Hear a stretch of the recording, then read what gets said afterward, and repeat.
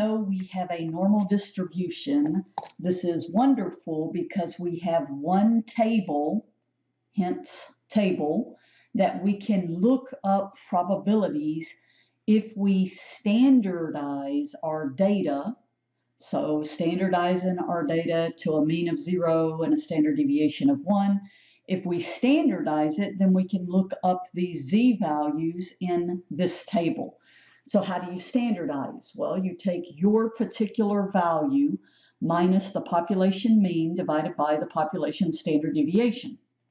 So this example might seem a little weird because the population mean and standard deviation is already standardized, but still showing you this formula. So it says assume that the readings at freezing on a batch of thermometers are normally distributed with a mean of 0 degrees Celsius and a standard deviation of 1 degree Celsius.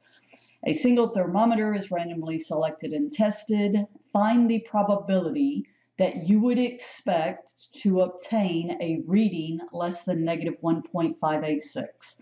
Now, the key, once again, is you're not always going to be given 0 and 1, but in this case you were. So whatever values you're given, you would standardize this by plugging in that population mean and that population standard deviation. So I plugged it into the formula just to show you, and now I have negative 1.586 that I can look up in my table. How do you read this table? Well, the table is based on 2 decimal places. The first decimal place is in this column, and then the second is on this row. So in other words, this very first one would be negative 1.50, negative 1.51, and so on. Because this is based on 2 decimal places, then I always round my z-value to 2 decimal places. So because that being 5 or greater, I would round up to negative 1.59, negative 1.5, and then my 9. And so this would be my probability that I would expect based off of this given information to get a reading less than negative 1.586. Now, don't forget if you are like, yeah, the table, kind of confusing, I mean, I did post a video on how to read the table, but sometimes students just like to straight use technology. So if you go to the Compute tab in Google Sheets, you'll see here's where you can change for the normal. So that's our normal distribution, that's Z. This is where you can change everything. Well, they told me the population mean was 0, the population standard deviation was 1, and my upper bound, I'm going to put in that negative 1.586.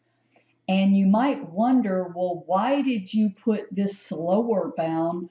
Remember, when you're reading the table, you're reading all the way from negative infinity up to that z-value, in our case, up to the negative 1.586. And so I just call negative infinity a very, very, very large number. And as you're going to see, this is more exact, right? So if I put in the negative 1.59, I get closer, okay, to what I actually found in the table. But if they give you, in this case, this many digits, if you use Google Sheets, go ahead and use it. And this actually tells me what my probability would be. So the Google Sheets are nice. I learned from reading the tables, so I'm kind of more used to the actual tables. Sometimes this bothers me, that whole upper bound, lower bound, but I'll leave it up to you. If you prefer to use Excel, you can get the probabilities with these Google Sheets.